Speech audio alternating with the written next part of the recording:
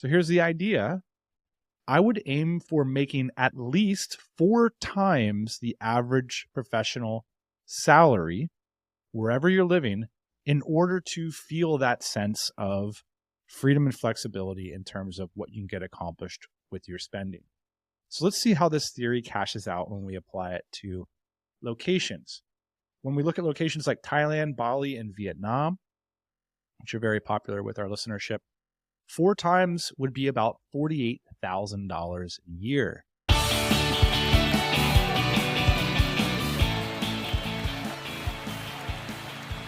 Don't want to put you on the spot here at the top, but I'm going to put you on the spot here at the top. You were just on the phone with our second cohort, second group of DC scale companies. Maybe just describe what those calls feel like, because people heard us kind of thinking about DC scale on the podcast in real time, and what's the reality of it so far? So today was our first call. And so the way that we've designed it so far is that basically there's 2 3-hour calls at the beginning, and then we alternate weeks between accountability and learning sessions. So today was our really long 3-hour call. It was a lot of fun. Basically, the idea is to get momentum in the kind of thing. We wanted to do longer sessions at the beginning.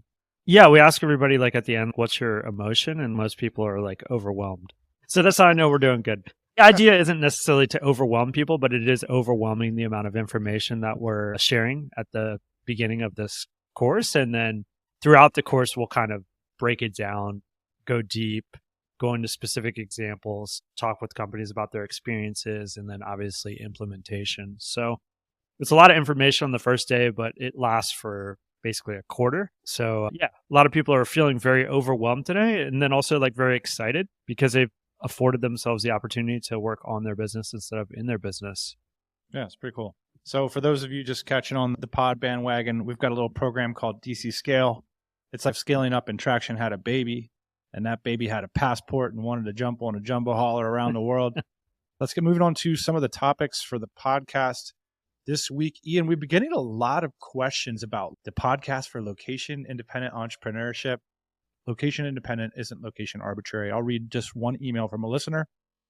Anonymous writes, the impression I get from talking to people is that people get hung up on the trend or the perception of places rather than a question like, does the city have the stuff you like doing? For me, it's museums, breweries, food, and travel. When you remove the public perception, you realize the popular cities aren't always best for what I actually like doing. Also, like you preach, lower cost of living is a priority in the beginning. The trendy cities will be a lot more expensive. And what are you really getting for that versus other places? Lastly, you have traveled a ton. What cities have changed negatively from beginning of this location independent trend? And what places did you used to recommend that you would no longer recommend? Okay, so that's a really amazing email. We appreciate these kinds of emails. They set up the podcast. Also, I recently saw a tweet from recent guest Matt Paulson, built a wonderful 8-figure business, internet native, and came on the show to tell the story. He recently tweeted that he regretted not moving to San Francisco earlier in his career. And I thought that was an interesting regret because I've said the same thing a bunch of times, that I personally regret not moving to San Francisco and instead moving to San Diego. Now, of course, for some reason, you're not allowed to regret things in the 21st century. People won't allow it. So this doesn't mean an attack. It's not a negation of all the amazing things that have happened in my life. It's simply this idea of get rid of the counterfactual. If you could just go back to that and optimize for raise, call, fold, left, right, what's the better option? If you're sitting there as a 21-year-old Dan Andrews, go to San Francisco, not San Diego. What are you doing down in San Diego, man? I'll tell you what you're doing. Not much. We obviously had a similar path, Dan, because that's where we met with San Diego, And if Matt Polson was on this show, he was on the show a couple of weeks ago. My question to him would you stay in San Francisco? Because these towns and these cities, they have life cycles, and I think they're appropriate at different times in your life. But I've long thought this, and I still think this about San Francisco and New York. Really great places to be when you're poor and really great places to be when you're super rich. Getting stuck in the middle there, it sucks. Kind of early in your career, there's the trampoline starter city or whatever, where do you go? We've shared a bunch of stories of people who've done this in Chiang Mai, people have done it in San Francisco, people have done it in Austin, people have done it in Medellin. So there's a lot of these places where you can go if you want to run a specific sort of business. Like Simon from Pangolia, for example, moved to Chiang Mai, got in with the Chiang Mai SEO scene, met mentors there, and turned that into what is a very, very successful SEO-based business, Pangolia. So just to back up about our journey, we both met in San Diego, discussed it many times on this podcast, but that we weren't really in the mindset of these kids today, which is I'm going to start a business like fresh out of college, or I'm not even going to go to college. So we're talking about location here, but really like the location is a conversation like after we talk about the trajectory of our life up until that point. For me, it was like grew up in a place like Virginia, gray for 4 months out of the year, and then down south. And then it was like I always wanted to kind of go to California. Like I hadn't even started to think about what entrepreneurship was. This is just purely based on what I saw on television. And I think you and your friends, Dan, you threw quarters against the wall or something and decided to move to San Diego. Yeah, we're a bunch of geniuses. Yeah, some version of that. And so by the time we kind of woke up, me and you woke up like in our mid-20s, we're like, oh, wait, it's actually kind of a choice. Oh, wait, like there's not a lot of entrepreneurs in San Diego. This is a problem for us. But yeah, really this conversation for me of like location, it's kind of a cool conversation because like the whole model is being upended for these kids that are not necessarily even going to college anymore. All right. So let's break down this question. I really like, first off, let's bag on San Diego. America's finest city is not the finest city for entrepreneurship. So why? Just because you're around money and wealth doesn't mean that there's any on-ramps to it or any access to it or any learnings to get from it. Just because you moved to LA doesn't mean you're going to be a movie star. So let's talk about a couple concepts. One of the things that Anonymous, our wonderful listener who wrote us an email, wrote is they're basically saying, hey, don't follow for the trend or a brand of a place. So the first thing I'd encourage people to do is to look for a small cult-like crew, a small group of people that are active and dynamic in the industry, not brands or perceptions, right? We talk about this with travel theory, like if you want to go to a futuristic, exotic city, like the brand of that lags behind the reality. Like Bangkok is a much more futuristic city than Tokyo, for example, but because a lot of people watch movies 20 years ago, everybody thinks Tokyo is more futuristic, right? There's sort of like this brand and then there's the reality. So for example, a lot of music is produced in LA, but if you want to be a music producer, like maybe it's better to move to Nashville right now because that's sort of an up and comer and there's a little bit more access. It might get easier to get plugged in. So one of the first things I like to point out, and I think this is why San Francisco is a magical place to move in, say, 2005 time period, is that at that time, everybody was building a web-based application. And if you were interested in like web-based applications, like that was a place that you could move and talk about that all day long. Me and you, meanwhile, in 2005, were sitting down in San Diego with a bunch of people who cared about golf and who cared about real estate and who cared about fine dining and things like this. And we were sketching in our notebooks web applications, like thinking about these ideas that had we just been in San Francisco, there would have been a few hundred people, maybe 1,000, maybe a couple thousand, are just passionate about this idea of moving software onto the web. And so the challenge is, where are those few hundred, few thousand people that are super passionate about the thing that you want to turn into your career? Go hang out with them. It's a great litmus test to see if you care or if you don't. The thing about what you like to do, I feel like those problems are a lot easier to solve. So I wouldn't optimize for that, especially earlier in a career. Even mid-career, I've seen people like optimize for things like mountain biking or golf or hobbies and things like that, which may be better to live in a place where those things aren't as great, where you have a better network. So I'm, again, looking for that small group of people that can make all the difference in your career. You want to seek those people out. Anon mentions, for me, it's breweries, museums, food, and travel. One thing to note, and I don't know if this is true with you as well, Dan, but I've been at the same 7 restaurants. The idea of having 3,000 great restaurants in a place like New York that you could never get through, for me, I'm just going to the same 7 places. Because yes, good food and top quality ingredients is a priority for me, but it's relatively easy to get that at the 5 places. My mission in life isn't to visit 3,000 restaurants. There's some places in America that are absolutely still a food desert, but desert, meaning there's not a Whole Foods within 100 miles. But most places in the US, you can accomplish this that are like third and fourth tier cities. And certainly you can accomplish this with real ingredients, meaning real food in other parts of the world. Yeah, I mean, when I read something like that, like my first thought is, someone who's thinking about network in terms of, there's a good network of like food and there's a good network of this or that. My thought would be like, this person isn't putting priority on entrepreneurship or building or art or music because while it's true that you can have access to those things as a consumer anywhere, as a builder and a primary actor, it's not true. And I think, and then typically like it's the ways in which you want to do it too. So I'll tell a little revealing anecdote, but I recently had to go home for a family visit. And I come from a very conservative area of the center of the great state of Pennsylvania. And sometimes I'll do the thought experiment, like, why can't I live here? Right? Like, why couldn't I just come home and buy a house and just kind of be at home? And the reason is in the communities that I'm active, building entrepreneurship, stuff like that, there are certain, I'll just say, social standards that I would need to adhere to in that area of the country in order to have a seat at the table. And for whatever reason, that's not my value set. I can't conform. So I'd always be an outsider there. The point is that the sorts of conversations that primary builders and owners have aren't being had there.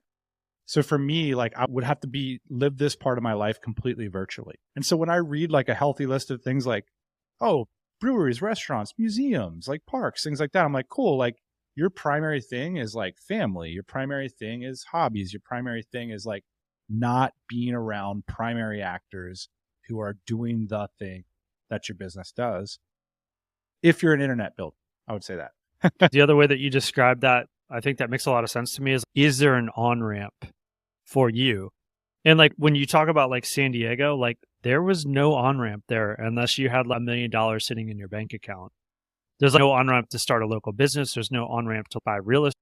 There's no on-ramp to do anything there except for try and survive if you're doing a startup. Like, and that on-ramp is very short because, and now I'm talking about runway, because you have to pay for the infrastructure of California and San Diego. So I think the idea of the on-ramp in Nashville, if you want to be a singer versus LA, it's like much more accessible. If you want to start a tech company, here's a good question: Austin or San Francisco? There's a lot of reasons why the on-ramp in Austin is better. If you want to have more balance in a family, that's the accepted wisdom that I hear, because I haven't spent time in San Francisco, is if you want to be obsessed about technology and that's your main thing, San Francisco is a better bet. If you want to be more well-rounded and have multiple interests, Austin's like an interesting, more of a compromise spot. But it is very easy to get access to people here in Austin. One more thing on this location thing, Dan. Professional industries have been doing this for like forever. Remember like going over to China for 10 years and all the button factories are like right next to each other? Yeah. And like all the motorcycle factories are right next to each other. In North Carolina, there's a place called Mooresville, North Carolina. It's like where all the NASCAR teams hang out. There's tons of efficiency in setting yourself up in like Florida this. Called Jupiter, where like Tiger Woods lives, and all the guys, all the PGA golfers live there. Yeah. So this is not like a new idea. Find your Jupiter. Find your Mooresville. Yeah, this is not a new idea. I think it's simply identifying that this is going on and that it's important. And the reason why these people and these businesses have decided to co-locate is because there's a lot of efficiency in it. Yeah, and there's a little bit of a lot of naivete in a 21-year-old Dan saying, just because California is a state with opportunities, trademark opportunities, and because there's a lot of big houses here and stuff, that means that has anything to do with you, right? I mean, you have to decide what you're doing and how that would align up with that small tribe of people that are doing things, and where those people are. That's going to make a much bigger difference than, if you just rock up to some place that's known for something, it doesn't mean that's going to affect your career. So let's then move on to talk about some practical elements, some different ways of looking at the location thing, and then we can close out the topic. So one thing I want to share is this idea called the money theory of location, and why the reverse stair step is a thing. So, we talk about, Barcelona versus Bali versus Thailand, Medellin versus Buenos Aires. We do this stuff all the time. and it's super fun. However, some part of me thinks it's just stuff boils down to money a lot of times, right? Like you move to Bali because it's cheap and it's affordable, and then you kind of talk about all these other things around it. But at the end of the day, it's just a matter of income, and specifically relative income. So having done this for 20 years, here's a thought for you. Relative wealth is pretty much the most important thing when it comes to flexibility and freedom of spending. Now, spending can often correlate to genuine flexibility and freedom. So here's the idea. I would aim for making at least 4 times the average professional salary wherever you're living in order to feel that sense of freedom and flexibility in terms of what you can get accomplished with your spending. So let's see how this theory cashes out when we apply it to locations. When we look at locations like Thailand, Bali, and Vietnam, which are very popular with our listenership, 4 times would be about $48,000 a year. So that means if you make $50,000 a year from your internet business or your freelancing activities, you can live with significant levels of freedom and flexibility in a place like Thailand. Let's take a look at Colombia. Same deal. Medellin, which Colombia is a little trickier for some nuanced reasons we'll get into in a little bit, but that's about $48,000 a year as well. Mexico City is a big place, but I'll put the number somewhere between $80,000 and $100,000 a year. Buenos Aires, $100,000 a year. Spain, generally just call it Barcelona, $120,000 a year. Texas, $200,000 a year. That about checks out. Like your freedoms and flexibility here in Austin, Texas get curtailed if you're making $140,000 a year as a household. You're going to have to start to think about it. It's going to be a brainer. It's not a no-brainer. And the reason this is an interesting theory is because there's a lot of influencers, myself included, they'll talk about things like, why do people live in Thailand versus Bali? And like the answer traditionally on this podcast has been $1,000 a month. Like one is $1,000 a month more expensive, and that makes a difference. There are a lot of influencers who will sell you on the fact that they're living in South America or they're living here. But the difference is fundamentally the fact that it's $200,000 a year to be 4X in Texas. And yeah, that sucks if you're just an influencer, right? Like, where are you going to come up with that money? You got to grow like a meaningful business or work at a big tech company to be able to afford that level of freedom and flexibility. Probably better just to move somewhere affordable and have it right away. And so that's what a lot of the theme of this podcast has been over the years. So if you make $200,000 a year, if you're smart enough, you're wealthy enough, you're privileged enough, then you're basically going to experience the same thing if you have 50 grand over in Thailand. And finally, New York City, obviously this is a very dynamic situation. I put it at about $300,000 a year. That's generous. Anyway, that's my money theory of location. And all I'm saying is take that average professional salary, 4X it. Let me know what you think about that theory. Is that about the optimal minimum viable freedom and flexibility range? And this is also what we talk about with the reverse stair step, Ian. It's like you put up that internet business, you get some freelance income, you get a remote job, and hey, you move somewhere affordable. You move somewhere to like the Yucatan Peninsula, or you move to Colombia, or you move somewhere that is affordable. And then as you raise the level of your business or your career, you start to stair step. Maybe, hey, Europe's an option. You're making $100,000 a year. Let's check out Buenos Aires. Let's check out Europe. And then when you're making more, it's okay. Maybe we'll check out Canada or North America or a much more expensive country. So there you go. I didn't just want to get our thoughts on this, Ian, though. I wanted to dig into some outside thoughts. Recently, Peter Levels, who runs the brilliant website nomadslist.com, tweeted out that interested how angry people get about this. But basically what he said is if he were 21 and starting all over again, he would move to Thailand and baseline. He basically said, you can get a great apartment in Thailand for $240 a month, and you can live there for just a few $1,000s a year, and you get all your time back to build creative projects. This is a sentiment that producer Jane ratifies.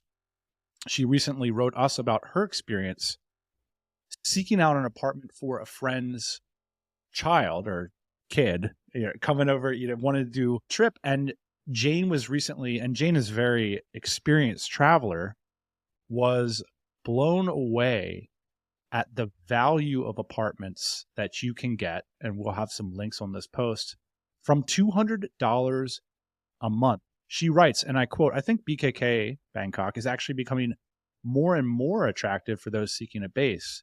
Fabulous accommodation at all price points. Public transportation getting better all the time. Increasing food courts like Singapore hawker markets.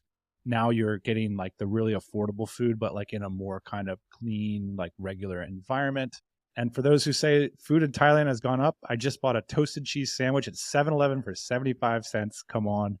Thailand 7-Eleven, all-time personal favorite, and also personal safety, except the roads, which are lethal." So she writes also, finally, you can book monthly to yearly, so incredibly flexible. And I think this is the most interesting point. I personally don't know any other country where you'd find this. Yeah, I think she's absolutely right. The environment for people doing what we do in Thailand is big. You can find them in Bangkok. The affordability is low.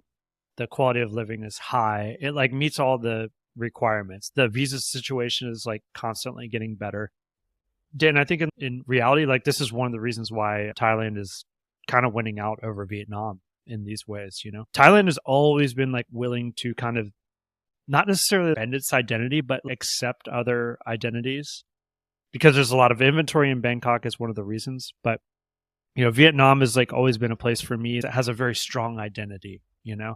And it's nomads can exist in Vietnam, but Vietnam will always be Vietnam. And I think the same is somewhat true as it relates to Thailand, but Thailand might just be like a more international place, specifically Bangkok. Yeah, I had this experience this morning where I was like looking at a social media account of a friend of ours, and they were at a cocktail party in Bangkok, one of the many events that are there. And I don't know, it's still surreal to me to look at these amazing, cool cocktail bars like on the other side of the world, and to look at the people there and to know like they're all founders, they're all business owners, and they look like exactly the people I'd want to be hanging out with if I were 25. Like cool, hip, interested, nerdy, building things. And it's just remarkable to me that's happening on the other side of the planet. Like, I love it. It's so cool. This idea that certainly my parents would have thought, you know, for good reasons, like it's totally irresponsible. But this is like a real thing you can do with your career now. Like that gap year, that adventure year after college could just extend to, oh, I don't know, a conference where millionaires are hanging out and talking about ways that you can grow exciting businesses that are going to be durable in the next decade. Super, super cool. A couple cons of Thailand I just want to bring up. It's not all positive. Pollution is the first one that people are going to notice if they haven't been to Thailand before. It could be bad. Like for me, just kind of got used to the idea that you're breathing in soot all day long. Yeah, low-grade headaches are a thing. Last year at DCBKK in October, I saw the sun twice, and I was like, this is not a normal thing, in fact, to see the sun. So if this kind of things bother you, then it might not be the place for you. Final thing, which I think is really important, is, you know, the time zone can be a really big issue for a lot of people that are building businesses that service the North American market, and you need to be on the phone with clients and stakeholders. It can also be an asset if you need big chunks of uninterrupted creative time. It really depends if you're a maker, manager, salesperson, whatever your modality of most valuable work, time zone can either be a pro or a con. I also thought it's interesting. We've been doing a community census lately where we're tracking the movements of our members around the world. So I talked to our member operations person, Alex, who's been on the show before. And here are some trends he's noticed. He says Thailand, Bali, Malaysia, increasingly popular. Vietnam seems to be losing a few people to the other spots around the region. It feels like the folks in these countries in South America are much more willing to meet up. That's like the passerby scene. Whereas people in Europe and North America, it's a little bit harder to get them out of the house, except here in Austin, where people seem to be out of the house every day. Colombia is suffering a little bit right now, traditionally a hotspot, from a level 3 travel warning.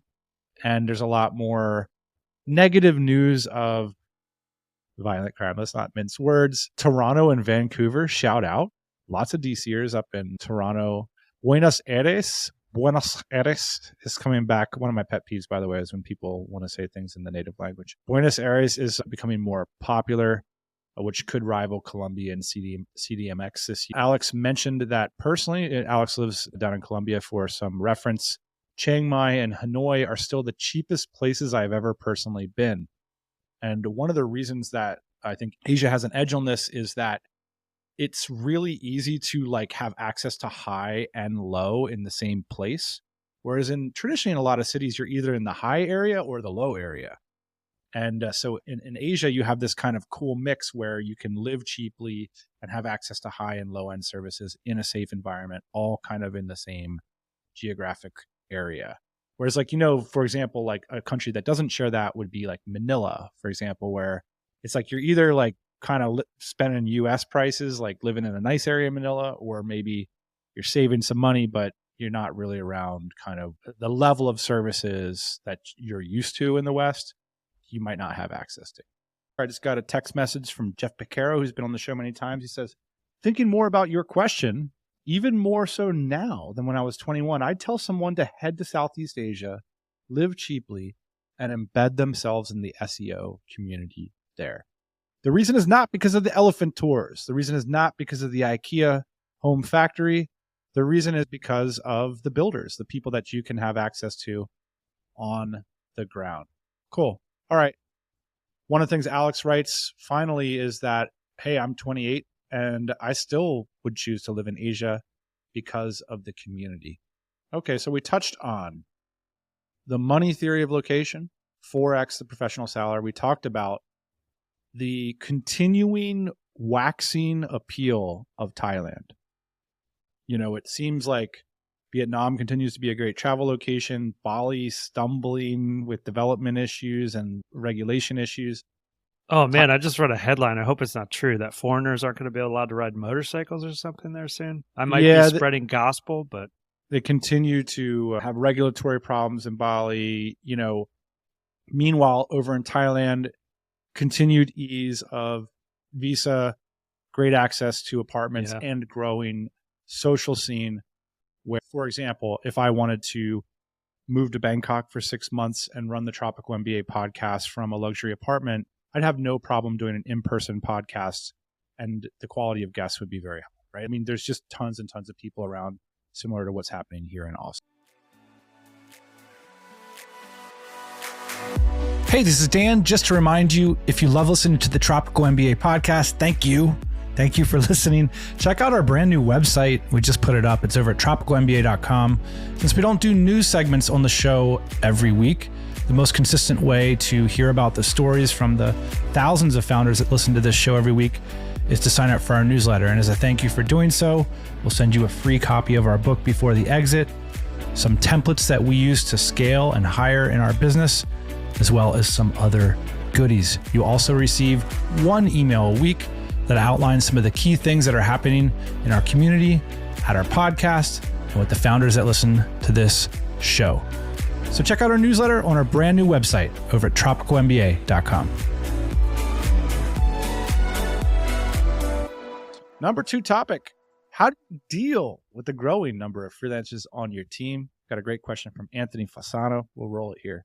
Hey, Dan, I hope you're doing well, man. One question that I would have for you to maybe think about in your Q&A on the podcast is, this deal. I don't know if you're familiar with Deal. It's kind of like Upwork, but it's really good for like international freelancers. Like, for example, we have someone working in South Africa.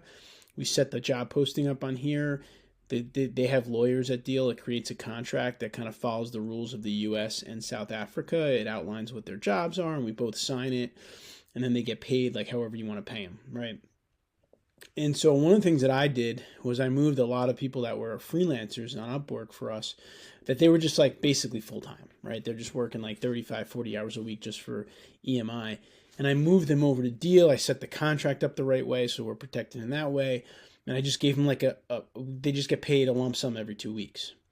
And it's worked relatively well for most people, but I've also had an issue with some people that I did it with. I don't think that they're necessarily working as much as kind of they used to, right? So I'm not really getting the value for 2 weeks of pay for what they're doing, and I'm having an issue with that now. I should have probably vetted that before I made the move. I should have outlined it better.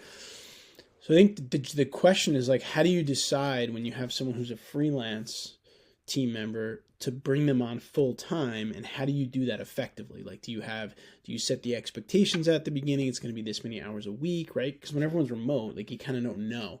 Maybe you could shed some light on it through the pod. I got a few responses here, Ian. I know you guys cover a lot of this stuff in DC Scale. My first thing is scorecard. If you don't have a scorecard, click through on your mobile device. We'll have one for you on the post of this podcast. We've also done an entire podcast episode about it. But what is a scorecard? It is a mutually agreed upon set of values and results and actions that you'll be agreeing with your freelancer, with your part-timer, with your full-timer about what you're paying for, and give them an opportunity to weigh into that conversation as well.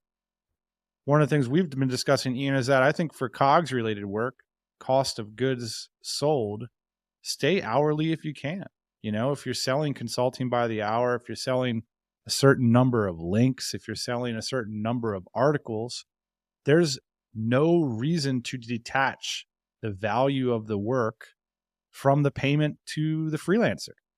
I think you should strive to do that with as many people in your swarm, in your company, whatever the new metaphor is, your collective of value producers. Let's try that one on. I think you should strive to do that and really keep full-time limited to those people at the core of an organization who have a defined area of responsibility and not just a set of tasks. The final thing here is that the cool thing about a scorecard is like part of the process is it gets reevaluated every 90 days. So if you've made a mistake and you feel uncomfortable about the way you framed up the value exchange between you and your team member, maybe they do too. And you have an opportunity every 90 days to rediscuss that and to reframe the entirely. So it could just be the case that you brought them on full time and that's not necessary. And it's okay. We're going to move back to a system where you get paid for the amount of hours you put in or the amount of results that you achieve. I think that's totally doable with the scorecard system. I'm just going to make a broad statement here, Dan, but like the companies that are started today are going to have less people full-time than the companies that were started 10 years ago. Because the idea of fractional work is, it's just so much easier now. People are specialized. The prices of these specialized tasks or skill sets are going down. And so I think the idea of bringing on a bunch of people full-time is kind of an old idea, and especially in these internet-based businesses. Now, if you run a factory, you still have to hire people full-time to run the machines, but that's not what we're doing here. Cool. Let's jump into some news. Thanks for the question, Anthony. You can send us your questions, Dan and Ian, at this domain.com. And do check out our website, tropicalmba.com. It's all got a fresh coat of paint on it. A brand new newsletter there that you can sign up for to hear about everything that's going on below the pod. Let's talk about some news real quick here at the end. Number one, our job board is a freaking ghost town. I know we've been coming on here for years talking about how excited we are about our job board, and I'm not excited about it this month, man. Our revenue, our number of jobs posted has been dropping precipitously since about mid-December. It started slow. We were slower to respond to this macro tech slowdown. And then just this month, it just felt like everyone just stomped the brakes. Yeah, if you look around, I think that's the case everywhere online. And it's like worth pointing out, because you like open up the New York Times and the U.S. Bureau of Labor Statistics and all this stuff, and it's 3% unemployment, 2% unemployment. It's like really low, lowest it's ever been. The problem with that, and I read all that stuff, is like it doesn't capture what the listeners of this podcast are doing. Like most of us don't have W-2 employees. Like most of us have employees that are on all parts of the globe or contractors, right? So it's like there's no real way to figure out like what's going on. But what we do know is like a bunch of tech companies stopped hiring. A bunch of tech companies haven't been able to bring on funding. A bunch of tech companies are getting their banks shut down or whatever else is going on. I want to hear what other people are going through in terms of hiring, but then just let people know this is what we're seeing. Yeah, our job board is like Bitcoin. We thought it was going to be a hedge against recession, but it turns out it just tracks with recession. One of the hopes the entrepreneur optimistic hope I have is that as tech companies tool down with full-time W-2s, maybe they'll tool back up the way our organizations have been running for 10 years, which is, we've been talking about this tweet that Casey Ames put out where he said, hey, it's not like we choose this, but it's easier to hire in a different country than it is to hire down the street, right? We have legal and accounting advice tell us, don't get any more W-2s in your company. Do not hire in America. Hire people abroad. So maybe these big tech companies will get wind of that fact that it is easier to hire a global network of freelancers, and maybe they will start to use services like DJ in the future. So we shall see. Are we the canary in the coal mine? How long are we going to go sideways here? One new product we put out this week is called Find Your Number Two, which is also a synonym for poop. So I don't know if you want to go back to the drawing board. I thought it was going to be like, COO, director of operations. Somebody put in number 2, though. All right. Colloquial version. So what is this new service? Let's talk about it. So find your number 2. It's not what you described. It's actually your number 2 person, your right-hand man or woman. Going through Scale, Dan, just kind of made me realize that most of the people that go through the program, and I think a lot of people in the DC, and maybe a lot of people that listen to this show, they're in a similar position, which is, let's say, over $500,000 in revenue, less than $5 million in revenue.